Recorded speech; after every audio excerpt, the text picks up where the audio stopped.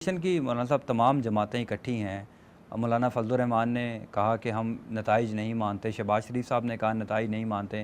آپ تیسری بڑی سیاسی جماعت بن کے سامنے آئے, لیکن آپ اپوزیشن کے کسی اجلاس میں شریک نہیں ہوئے, آپ نے اپوزیشن کا ساتھ نہیں دیا.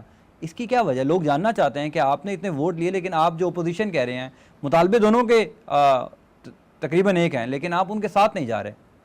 اپوزیشن جو ہے وہ بائیکاٹ بھی کر رہی ہے, حلف بھی اٹھا رہی ہے. بالکل, یہ تو ان کا ہفتے کے اندر ان کا جو ہے وہ مطالبہ تبدیل ہو گیا.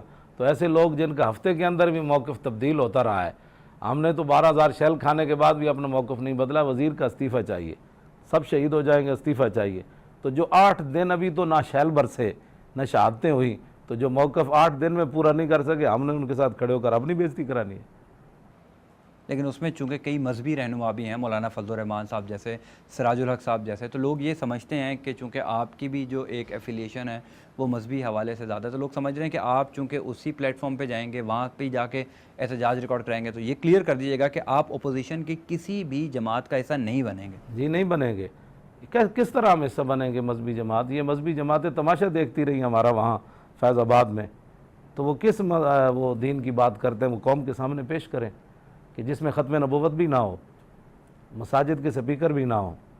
اور ممتاز قادری نے جب اس کو گستاخ کو مار دیا تو اس کے بعد انہوں نے آ کر لاہور میں وہ تاریخ ختم کر دی. کام تو اس وقت شروع ہوا تھا, لیکن چونکہ وہ مشکل کام تھا, اس کے لیے بڑی قربانیاں دینے کی ضرورت تھی.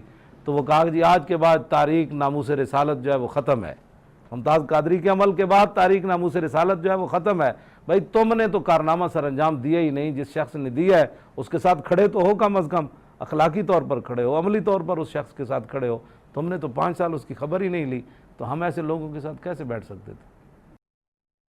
پھر جو ہم بات کرتے ہیں مولانا صاحب کہ چونکہ لوگ یہ سمجھتے ہیں کہ جو مذہبی لوگ ہیں یا جو مذہبی جماعتیں ہیں وہ انتہا پسند یا شدت پسند, جو آپ نے بھی آغاز میں بات کہی, مولانا فضل الرحمان, سراج الحق, اس طرح کے دیگر لوگ جو کئی عرصہ اقتدار میں رہے, اس کا مطلب انہوں نے کوئی کام نہیں کیا.